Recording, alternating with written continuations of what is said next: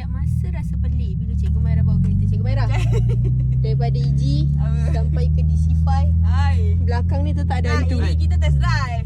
Tak, yang belakang ni kenapa? Dia mesti ada. Macam kalau di Sipai dia ada seat belakang. Oh, ya kan? Kunci rompong. Ini sama kan?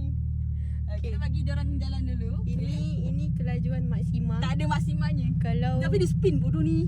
dia spin dah. Spin doh. Nanti dia spin. Nanti dia goyang sikit macam ni tau. Oh ya ke? Tapi kan kalau Jadi jangan. tiba-tiba korang nampak akaun Mek Esa tak ada video. Dekat Easy Repass keluar gambar hitam putih. Mek Esa minta maaf sangat-sangat. Terajar. Tak payah.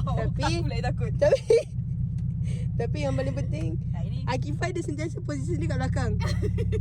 Oi, Oh, biasa ada lukis belakang ni, tak ada lukis. dia dah pandai buat kelakar. Dia buat je tahu. Dia dah pandai buat kelakar. Weh, ni macam nak duduk aircon tu. Ni, tekan tu. Tekan. Dia kena open ni dulu. Tu. Oh. Dia nampak dia kan off kat sini. Oh ya ke?